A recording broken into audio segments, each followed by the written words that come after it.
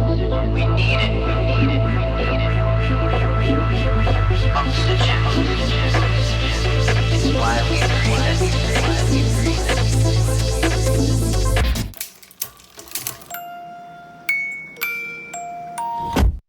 Hey everyone, welcome back to the show. We've got Small Biz Buffet here, and I'm really excited.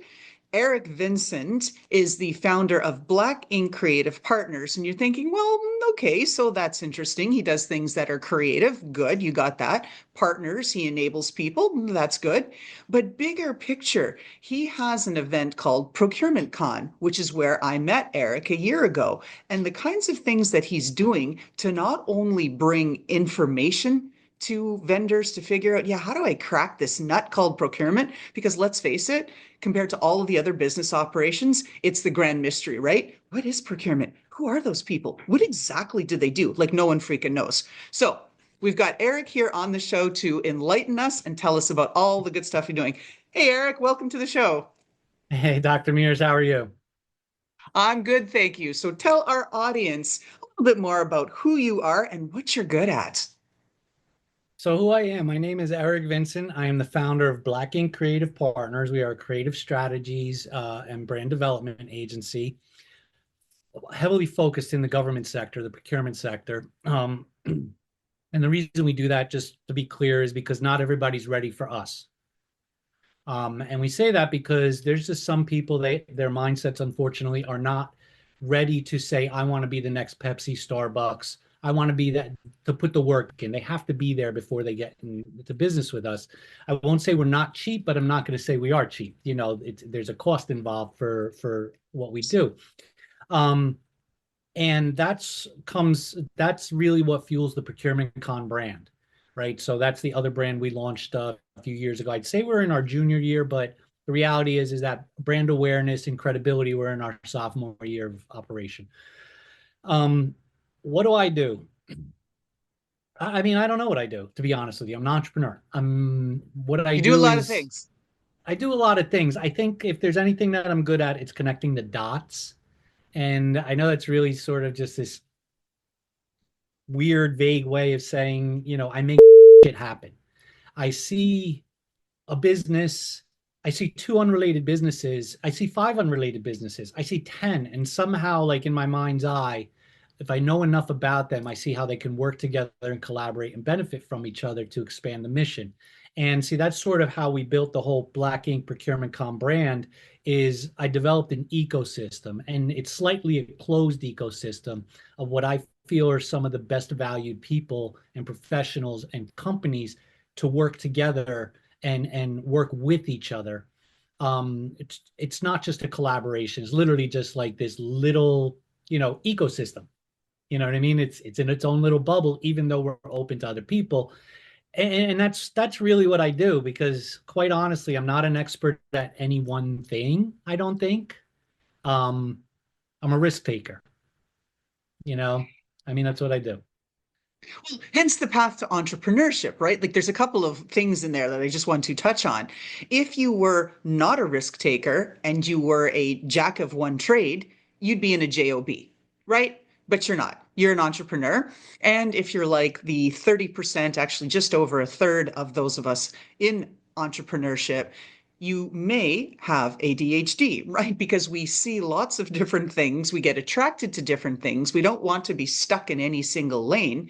But for those of us that can figure it out, we can see, where the dots are and like the avatars, right? Like we can Yeah, swirl exactly. everything That's together what so that's that all the dots start you're moving, nailing it. right? Yeah. See, I knew we needed to talk. Okay, so you not only, like I said, do Procurement Con, but you're providing levels of education, tips, support for small businesses, creating these ecosystems, these communities that we all crave to be a part of. So you see a lot of stuff. So my next question is, what are you seeing out there in the land of small businesses, right? Like, what are they getting right? What are they getting wrong? What's trending? Those kind of questions. Hey, let's hit the trend spot right now, because I Okay. think what's trending is trendiness. That's literally what's trending. Yeah. Because here's the reality of it, and I know this is probably a question further down the line, but what's trending right now? What's trending right now is trendiness. What's trending right now is I want to be white noise, right? So good example is we are fed a lot of media from our screens, our phones. People are on their phones. Social media is probably, if it's not, to me, if from my perspective, it's not, if it's not bigger than OTT, over the top advertising, I'd be surprised. I think it is. But we're constantly in that scroll. And the thing about that is, if you really observe the human behavior, remember, I think it was about 5 years ago, YouTube did a study Mhm. that said you will have up to 6 seconds to grab somebody's attention. That's it. Right. And why is that? You have to ask why that is. Because everything is noise. It's not that Yes. it's not interesting, it's noise. Everything looks the same, everything is the same. It's like that song on the radio they play 500 times to get it out there. Eventually, you no longer hear it when it comes on, right? You get past that. So I think that's really the landscape right now is what are people doing wrong? People are following the trend because it's the path of least resistance to try to get audience numbers. And audience numbers don't amount to, it's brand loyalty and brand advocacy. So, you can have 1 million followers. How many of those? And again, at that point, maybe it's a numbers game. Maybe you're making a living Eh, because they're hitting the button to buy, right? But to the person who's striving for 20,000 followers, how many of those are actually loyal advocates who want what you have? Trendiness is the big trend right now. As far as what people are doing wrong, that's one of the things they're doing wrong. And again, I get the low hanging fruit when you're a CEO or a business owner and you're wearing 17 different hats as a business owner. You have to kind of go after low hanging fruit, easy path stuff. That's absolutely every business owner does that. It's getting stuck in that. I think that's really like what people are doing wrong right now because they become their own worst enemy by stagnating. mhm. Um, what are they getting right? So I think the people, the business owners and entrepreneurs that have a strategy and not just a strategy, tactics, right? Mhm. So let me see if I remember this. I can't really remember it from memory too well, but tactics without strategy is the road before defeat, and strategy without tactics is the slowest route to victory. That's tattooed on my arm. Um, Wow. Yep. and you have to have both, and that's a quote from Sun Tzu. And Mhm. it's The art of true, war. right? So the people that have strategies and the tactics to implement those strategies, even if they're written on a napkin, they could be standing in their shower every morning and running through it, even if it's in their brain that way, right? Those people who are capable of having that and also capable of pivoting on a dime with the plan A, B, and C, D, E, F, and G, they XYZ. Yeah. they're doing it right. And again, I'm not telling, I mean, we all hear the business thing. Oh, you should have this business plan, and yes, you should, and should have a marketing plan, and yes, you should, and should have a budget strategy. Yes, you should. Those aren't absolute rules. Those are there to give you guidance. You need to have the rest of that stuff building off of that and be able to pivot, even if it goes against your original strategy. You have to have the ABC. So those folks are doing it right. Again, I think the people that are doing it wrong are the trendies. They're following the trend. They're doing the same. Every video looks the same because you hear it, Yes. right? You hear it. Right. What makes you stand out? I mean, I watch YouTube videos all the time, right? I love YouTube. Um, Plug for YouTube. Um, and I watch. Okay, this is my little Your thing. soapbox. I watch a lot of like Bigfoot and ghost hunting videos and all that stuff. Okay. But it's a good space to say like everybody wants to be a ghost hunter,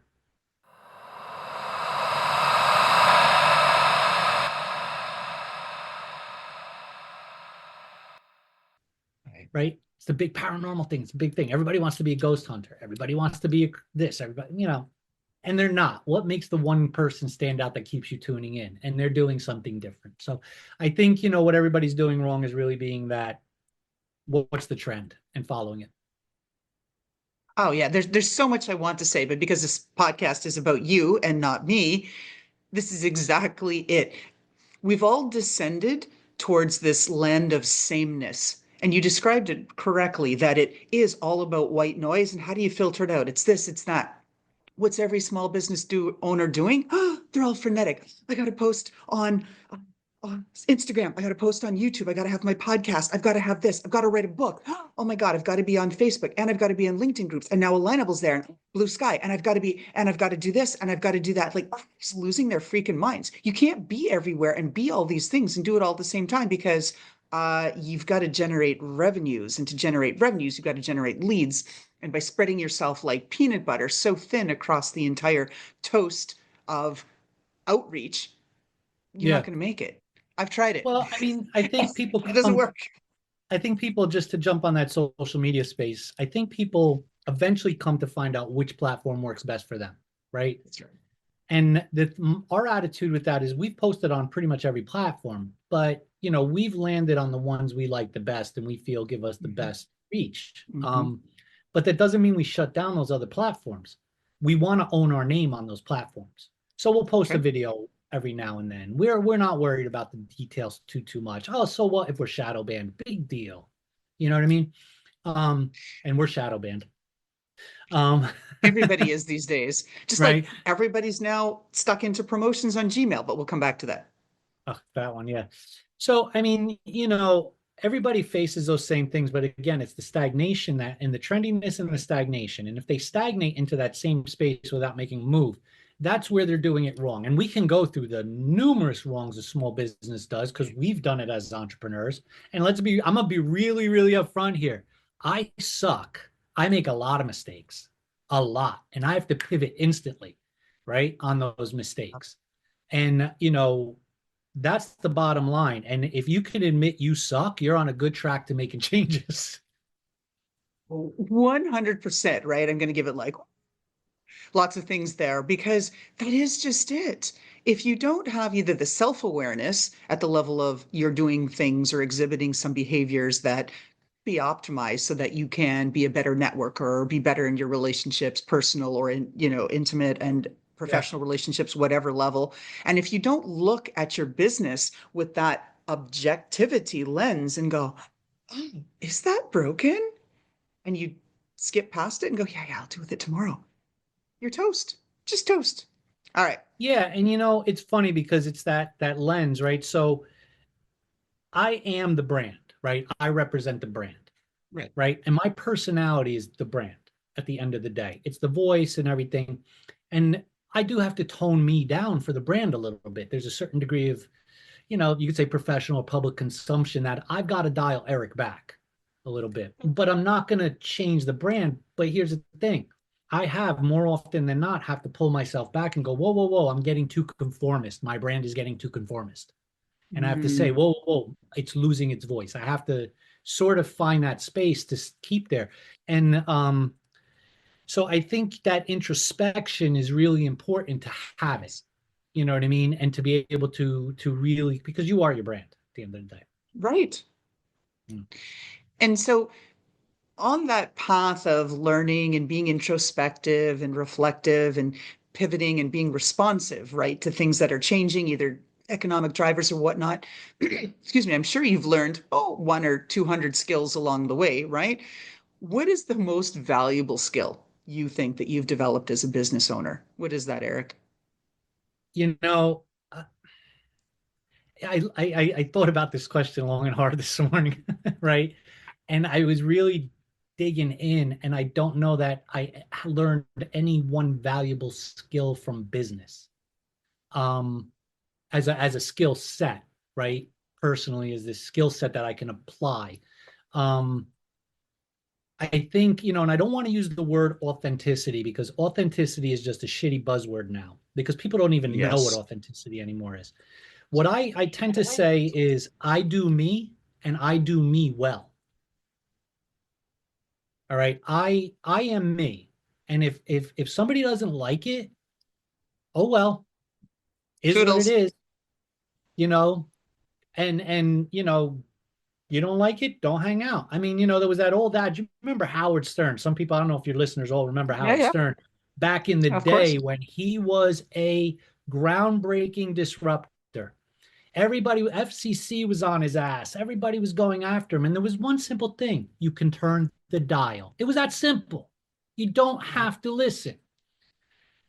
And that was the thing. And that's the thing. If you don't, I do me well.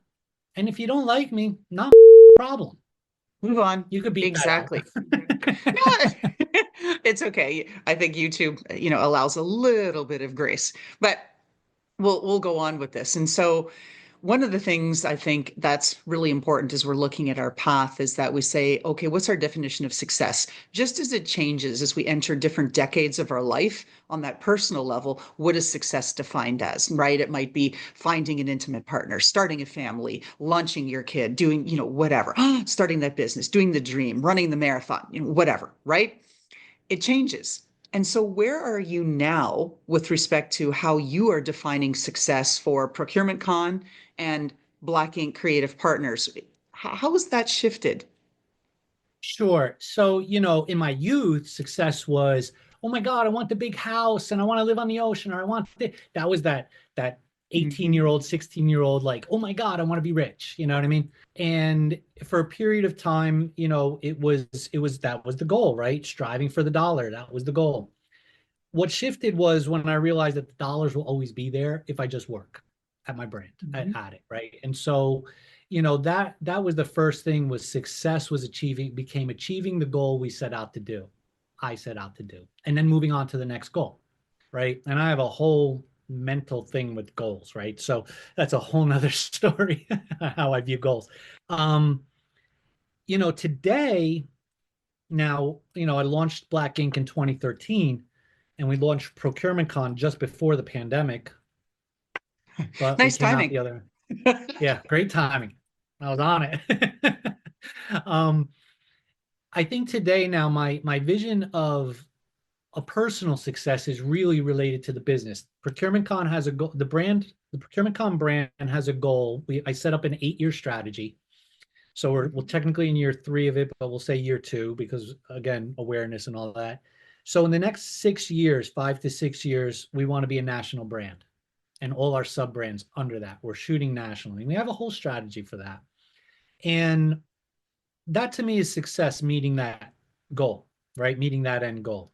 Black Ink, there's some things we're sort of, we came out the other end of the pandemic. A lot of our government contracting stuff dialed back, and we ended up Mhm. focusing a lot on ProcurementCon. So now our goal is to bring back our government contracting side strong. So that's success, right? It's goals, it's milestones. If there's an overarching goal, it's there. I want to have 4 apartments in 4 cities, even if I just rent them, that I really love, where I operate the brands out of as hubs, so I can go there every quarter and chill in my city that I love so much. Like, that's my goal. It's not a fast car. It's not a rented Lamborghini or some sponsored jewelry on YouTube. Isn't any of that. It's none of that. It's achieving each goal along the way because it has impact on me personally, right? That's what it's about. So, Mhm. that said, if you could go back now to the day that you started Black Ink Creative Partners, or even the day they started Procurement Con, what message would you send to yourself? You say, Dear Eric, remember this in the future, blah, blah. Oh, you're being nice, dear Eric. I'd find young Eric, I'd punch him in the face, and I'd say, get therapy now. Because if you don't deal with your life's trauma Yeah. and learn how to cope with problems better, it's going to impact your future business, because you're going to Yeah. cope with problems the same way. That's what I would honestly do. It wouldn't be, oh, invest this way or learn from that buddy. I'd punch me in the face and I'd be like, hey, stupid. Don't think you don't need therapy. Go fix your trauma, because you handled horribly in those early stages with your crappy attitude.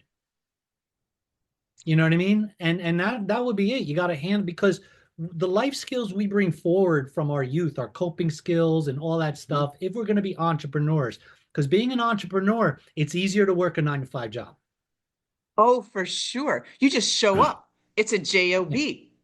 right? But being an entrepreneur, you are now taking everything that, because remember, life is trying to kill you, really, It at the is. end of the Yeah. day. Um, you're taking Does it a little everything, every and day. your Yeah. business world now is amplified because now you're basically on a mission of not just like my mental survival, life survival. Now you're in like my entire existence survival is centered on Mhm. this risk I'm going to take. So you need to have coping skills. You need to have better perspective. You need to, and your life's trauma will impact the way you handle things. So that's why I don't even say it as a joke. No, mental health is no joke. And you are spot on because I look around, I've done a lot of workforce development with interns, young folks, Gen Z specifically, and OMG. There is no resilience. There are no coping skills. There is no adaptability. It's like, are you kidding me? And then they say, yeah, I want to be an entrepreneur or I want to be the CEO. I'm like, wait a minute. Wait, my two check marks are A, to qualify you for entrepreneurship. Are you going to embrace radical optimism? You're like, well, what does that mean? It's like, can you wake up every day and slog through the same shite over and over again? Because that's what it's going to take. They're like, well, I don't know. Isn't it success from day one? Right. And number two, I say the other thing that you need to do is ruthless prioritization. Because as an entrepreneur, everything is on fire every day, all the time. And you need to focus on the inferno that's about to singe your face off, not the smoldering shit that's in the back corner. You let that go. That may be easy to fix, but you got Yeah. to let it go. You got to fix the inferno, right? Yeah, no, so true. So true. I mean, really, listen, I don't want to get down the rabbit hole of the generations, but let's be real here. Boomers, man, they would just trudge through this through the fire to put it out. Gen Xers really didn't give a Barefoot. care. Yeah, barefoot. Gen Xers were just like, hell, let's just jump off it, And then you have the millennial set, which is sort of like, okay, you know, I don't deserve this shouldn't fire. we need little safe spaces. Let's have a conversation. I think the millennial set's really well balanced, to be honest with you. But the Yes, generation that was like, here's too many safe spaces. Here's the award for showing up. Oh, your right. dog peed on the floor. We understand you don't have to come to work today. That group, if I'm they're, laughing. it's the truth though. It Sadly, is. it's not, the reason stereotypes exist is because there's some truth in them, That's right? exactly it. Right. So if we And have there's this always a bell curve. stereotype that there's a generation, yeah, it is. But if you have this stereotype that there's a generation out there that is weaker or softer or this or that, there's a reason for it. If they say Gen Gen X are a bunch of a-holes, yeah, it's probably true. There's a reason for it. You know what I mean? Mhm. So yeah. I mean, new entrepreneurs today have to have the chops. They Yeah. have to be And resilient. They have to be able to yeah. pivot. They have to be relentless. And quite frankly, if they're not disruptors, because the one thing we know for sure Mhm. is there's no change in the world happens unless someone disrupts. Right. Everything in Exactly. society, everything has been based on risk and disrupting the status quo. That's right. And you need that appetite for risk. And so if you said, hey, Gen Z, you're about to start a new business, I'm going to give you $1,000 and a laptop. In order for you to succeed, I highly recommend you to do what as a first step? First of all, I'd say take a couple $100 of and instead of starting an LLC, throw it in an fund and forget about it. Something that'll create $10, $5 a month, whatever, and let it sit there for your business. Take the balance of that because you already got the laptop for free. Find low-hanging fruit on an automation. So whatever you're going to sell, socks, weight loss, lingerie, whatever, I don't care. Find a drop ship automation, set that up on some social media and create a passive income stream. Don't even make an LLC, DBA. Then, while that's happening, once you get that established, go start a business, bootstrap it, and go start something that is a need that you can do better, that is people are asking for, and bring people who can't do what you do to the table to be part of it. Right. Oh, bingo, bingo. I think without blowing smoke up your skirt, I think that is the best advice that I've heard regarding entrepreneurship. It's amazing, Eric. It really, really is. So, on the topic of advice, let's kind of flip it around.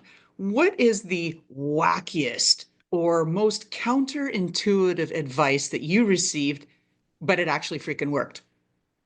You know, I don't, that's another question I don't have an answer for, right? Because that stumps me. Like, what crazy advice did I ever get?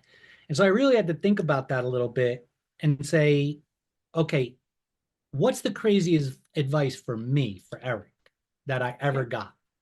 And did it not work? And that's sort of the way I had to frame that question. And the craziest advice I ever got was conform.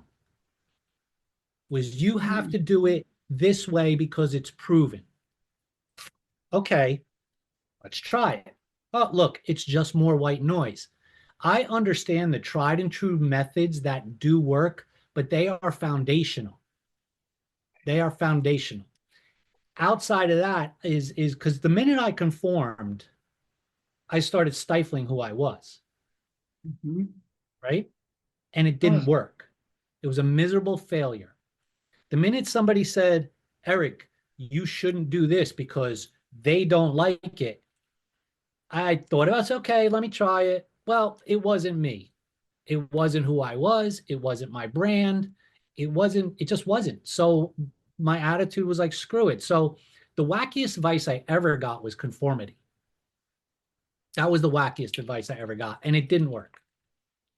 I feel like parallel lives, and that I don't believe there's anything such as a coincidence. You're meant to connect and talk to people. As Sure. I'm hearing this from you, I'm hearing, Loralyn, why did you listen and conform and have that really conservative and look at me in my business blazer and I'm all polished in my red lipstick and then like that. I mean, right? Like that isn't who I am. I dig in, I solve the problems, forget it. None of the fluff, none of the nonsense, just right, head down into it. And people are like, no, no, you need to soft pedal.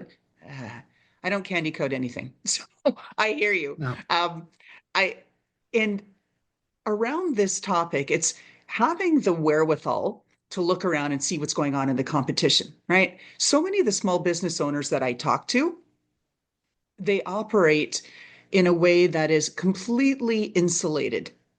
And I'm asking, like, oh, well, I looked up, before our call to prepare, I looked up blah, blah, blah, your competitor in this. I'm like, oh, do they compete with us? Like, they own 90% of the market share. Like, how do you not know this? And why aren't you learning from them and seeing what's working, what's not working, trying to work around that so that you can differentiate? Oh, that's a good idea. Yeah. Right? So, talk to me about competition and what you see, because there are a lot of events. There are a lot of folks scrambling to get into procurement and thinking, oh, getting paid by the government is a safe bet. And I'm not going to get political and do any of that, but we all know what's going on here in 2025 under the new administration. Nothing is a safe bet anymore, right? There are no sacred cows, even in government. So, that said, what did you look around and what's your approach to competition and figuring out how that can inform what you do and how you do it? So I'm going to answer your political comment, I have to, Okay, because I go think there. this is really important. I just think this is Yep. really important. A lot of people are shaking on this. Like, oh my God, oh my God. Now, I'm not going to validate why they're doing it or what the administration is doing. But what I can say is this is if this is freaking you out as a small business, sit tight, pivot, and plan and keep going because this is not new. What they're doing is not new. It might be bigger, it might be more of a shake of the tree, but it's not new. Every time, this is not, there is constant change. For example, I'll give you an example. Right now, the administration told General Services Administration to cancel a bunch of leases. Yeah. Um, and it's making the news. Well, let me make this really clear. About, I think it's like 2 to 18% of leases are canceled by GSA yearly. Like they get out of their real estate all the time. It's not really as crazy as as you think it is. So businesses just got to be prepared and pivot because we're going to come out the other end. Things will become this new form of doing things, but we do this all the time. Every administration, we do this again. It's just we know a little bit more about it because of the quote unquote level of transparency or bluster or PR. So we know a little bit more and it's freaking us out. So everybody dial it back, relax, stay your course. You'll get through this. You'll be fine. Now, as far as competition is concerned, we have no competitors. We don't view anybody out there in any event space as a competitor. I don't care if they're doing the same identical thing as me. They're collaborators. I want to be partners with them in some capacity. I want to invite them to be part of my event. Let's co-do an event. What do you bring to the table? What can you share? What am I willing to give up? What can you teach me? What shouldn't I do? So I mean, and I see it, believe me, I see it. I mean, in fact, some of the very agencies that we bring to the table, they have their own procurement events. Should I consider them competition? No. Bring them into the fold. I want your audience. I want the outreach. I want to get you more audience. I want to bring you new people. So I think if you get away from, because to me, the competitor mindset, while it would always, competition will always be there. It's old, antiquated bull. It's 1940s, 1950s. Oh, Joe down the streets opened up a bakery like mine. Oh my God, it's the end of the world. We got to put him out of business. Competition will always exist, but we have to think in a collaborative economy, right? We have to think of a collaborative economy. We have to think with ethical capitalism. We're not here to get one sale and ride the boat, buy a boat, right? You're here to build. And you can improve your audiences by collaborating with your competitors. Hell, if I had a bakery and the bakery opened up across the street, I certainly would go check them out and see what they're making. But would I go and try to make what they're making? No, I'd say, hey, dude, listen, this is really awesome. I'll tell you what, I'll bring, you guys don't have this. I'll give you ours, you give me theirs. Let's put it in each other's shop. Let's have parties together. Let's promote. Let's have bakeries. Let's have competitions. Let's do some fun to make our businesses grow.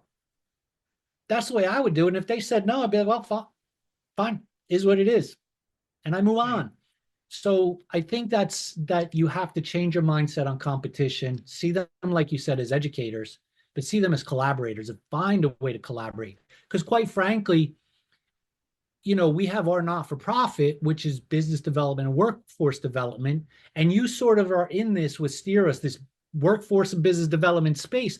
Do I see you as a competitor, or do I say to you, let's collaborate? We got amazing things we can do. And do we expand our audiences and build brand loyalty? That's the way I see competition. Which is healthy, right? And that's just it. I think too many of us get wrapped around the axle and say like, oh, they're this, they're that. And then we, again, descend into sameness, the way that we started this podcast where, oh, they're doing that. I've got to do this. I've got to do that. And then you're just echoing what's going out there that may not even be working for that competitor. And so that's nonsense. I'm all about it too. What can I learn from you? We started off in the pre-recording, finding out about some of the new issues, right? Like Gmail is flagging every retailer, every vendor, and putting us into the promotion folder, right? Or the spam, right? It's either one. It's a real pain in the ass to try to overcome. So instead of Eric, you saying, oh, I'm not going to tell you, I figured it out. You're saying kindly, oh, Loralyn, you asked? Let me tell you. I'll tell you how I did it. This is the kind of thing where small businesses can build healthy ecosystems because none of us does exactly the same thing, the same offer for the same audience. We have similarities, but if we've done it right, we've carved out our own niche. And we should be focusing our efforts on owning that niche, right? Yeah, absolutely. Yeah, Absolutely. I get it. Yeah, off my soapbox now. Okay, back to the question. So you suggested a few things as far as what folks should do or should not do in all of this. And so I spend a lot of time teaching at various county community colleges up and around New Jersey and into New York. And they are all these folks who are small business owners. And they're looking to find out, how do I write grants? How do I write sales proposals to answer government contracts, right? RFPs, RFQs, RFIs, all the alphabets, right? How do I do those? What are the skills I really need? My business is struggling. So I teach these things. But the reason why I teach them is because business schools don't have those freaking courses on their curriculum. And I go to them and go like, you have a gap in your curriculum. I'm like, really? I'm like, yeah. And they go, oh, you're right. And so what do you think is the gap in the curriculum that business schools should be teaching to raise that next gen of entrepreneurs? Well, I think and I'm going to be harsh here, right? I Go think ahead. it should be boot camp. I think it should be 16 weeks of Marine boot camp style, and how to, they literally have to build the bike while riding it type of thing. That's the courses I think should be taught. And here's the thing, I say this because, and when you think about it, right? Here comes the iPhone. Everybody's a photographer now. Here comes Canva. Everybody's a graphic designer, right? Here's Yes. all this stuff. I post my pictures on social media. I'm a content creator. You know where that comes from? That comes from mommy hanging your macaroni art on the refrigerator and calling you Rembrandt and telling you could be anything you want in the world. That's very true. You can be anything, but you need to have a base and you need to have the chops, right? So I feel like what we do is we throw them to the wolves day one and say, make your business, tell us what your business is. In 1 week, have a business summary and what your business idea is. And then let's make that business happen. And I really, because this textbook stuff is foundational, it's theoretical, it's operational, right? And if people aren't learning from the jump, because that's actually how businesses get started. They get started on a jump and a risk. That's it. And none of it outside of writing a business plan, a marketing plan, and a budget, outside of that, nothing is in the textbooks. Nothing that tells people how to handle it. So I really believe that if they don't have the chops to make the sacrifice, because believe me, relationships are lost over building a business. Oh, You know what I mean? yes. And I'm not talking like just professional relationships. I'm talking marriages No, dissolve, that's, you yeah, know. yeah. Um, if you're not prepared for what it takes, you're not going 9 to 5, you're out all the time. Your kids are going to come back to you at some point in your life and go, oh, you never spent any time with me, which is a heartbreaker. You know what I mean? You got to face that. And then you have to face all the crap that comes with the customer being always right, which isn't true. How do you do this? How do you do that? What happens when Mhm. literally your kitchen is on fire? I think that college courses need to stop. You have the foundationals as part of a throwing to the wolves method. I really think so, because what is it? 26% or something like that of businesses fail in the first year. 95% And of then tech it's businesses. like 40 something percent fail between 5 and 10. Yeah, well, in tech business, but I mean, in general, the overall, I can't remember what year the statistic was, but it's in that 20 some odd percent range in the first year. First year, 20 some odd percent of businesses fail. And that's a wide range of businesses fail in the first year. That's ridiculous. That's more than 1/4 of all registered Right. businesses are gone before the end of the first year. It's because nobody gets it. That's just it, right? It's a combination of tenacity. It's a combination of product market fit. Did you do some market research? Did you inquire what you need to do and what your audience actually wants? Were you prepared to pivot, right? All of the things you've talked about, Eric, that's exactly it. It is really tough. People don't realize how tough it is to be an entrepreneur. And every year it seems to be getting tougher because a bigger percentage of the world is embracing entrepreneurship and not working at a job. So now you've already got global competition, but you've got it 10x'd because there are so many more people entering the space. And so you've really got to be able to figure it out and be prepared to market response, things change. I've got to pivot. I've got to pivot. If you're not doing that, you are going to go under. You really are. Yeah, I It's mean, listen, very, very tough. we've done a couple marketing pivots already. We've shifted Oh, on me too. some early ideas. We're about to pivot again on one of Yeah. our brands, because we have our ProcurementCon brand, which is the event you were at, but that's the master Yeah. brand is ProcurementCon. And then we have BizCon, which is a smaller regional business development brand. Then we have something we call Biz Talk, which is our talk show and our live event. But we're about to pivot those live events and make them more fun to be at as a business owner rather than just hearing somebody speak. So we're about to make that change. But you got to be able Oh, to do amen to that. that. So I think, and yep, gratuitous plug. I just threw it in there. It's good, and the world needs some of that. Again, you're being a disruptor, right? You talked about Yeah, Howard Stern earlier in the podcast. He was a shock jock, yeah, shock jock. That's what right? they were called, right? Well, I mean, Yeah, that's yeah. it. I'm not doing anything different when it comes to an event. It's just how am I delivering the event? Number one, how am I programming it compared to what are my rules? Because I have rules for my event that everybody has to abide by if they want to have a seat at the table. Um, and then it's not just the event, it's what are we doing post event, right? With our membership community, our Mhm. no cost membership community. What are we doing with that to continue to feed and you talk going back to competition. So that's actually something when I looked at having a newsletter and then I said, this just sucks. Everybody has a newsletter. Right. What do I do? And so I looked at how New York Comic Con, that company, maintains its engagement with its community. Mhm. It's not a membership, but they treat people like members who have signed up for the newsletter as if they're in a club. And I said, that's what we have to do. So I took an idea at a Comic Con page and I said, this is what we're going to do. And it costs people nothing. But here's the thing, you got to engage with it. You got to stay engaging with us because there are other people that want this. And if you're not taking an advantage, oh, well, goodbye. And that's how, we drive that. So it's not just here's a brand that gives you an event, but what are we doing at the event? And then what are we doing after the event? And how are we continuing? And then how are we supporting? How are we putting our money where our mouth is? We don't charge Right. people to be on our talk show. We don't charge people for spotlights to be advertised in our email newsletter. You know what I mean? Like, what do we do? And again, I don't think I'm not being paid to be on your show, but you're supporting our brand by having me on your show. A Mhm. lot of us are doing it, but that Right. matters. That matters.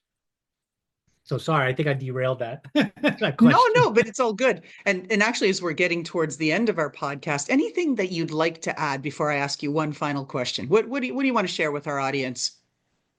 Yeah, I think the number one thing that everybody who's about to embark or who is already in business needs to either remember or to adopt is don't let fear stop you because every excuse you make, whether it's I don't have the time or it's I'm not sure about that or that's BS. That's an excuse because if you boil it down, the one thing you're afraid of is loss. It's the risk. What do I lose or what's going to happen to XYZ if I do or do not do this? Stop being afraid. Stop. If you got into business, if you pulled the trigger, let's say you're day one, you just pulled the trigger. Today, you pulled the trigger. You already took a risk. What do you got to lose? Keep that going. Take the risk because if there's one thing, every step you make in business is a risk, provided you're even if you're doing status quo stuff, like if you suddenly decided for the first time you're going to pay $100 for a boost on social media, you're taking a risk, Right. even though that's pretty standard practice, right? Standard operating procedure now. So take that attitude and continue to not be afraid. Do not be afraid. I mean, don't go crazy like me and be like, hey, I want to push you out of an airplane for an ad and then push somebody out of an airplane.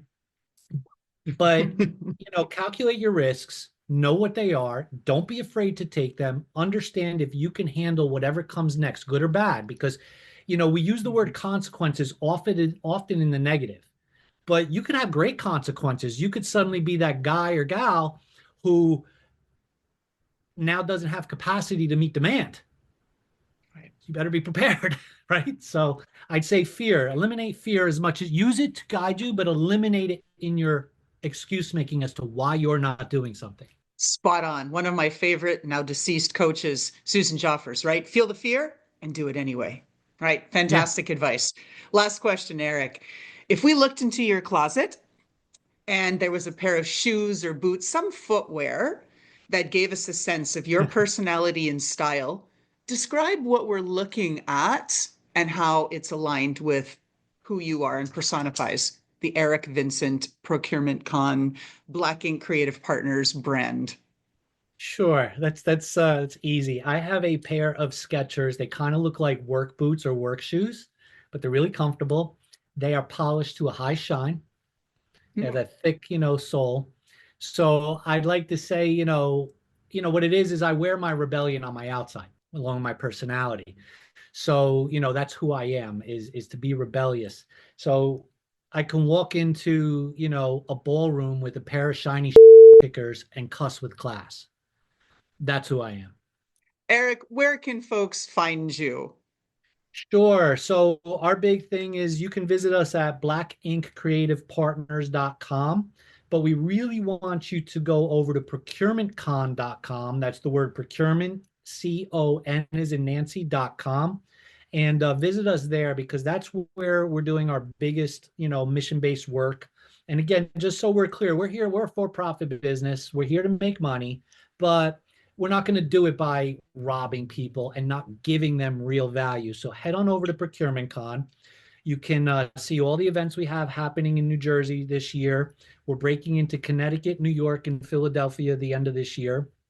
Congrats. With our site set, in 2026 to start heading out into other areas and expanding our relationships.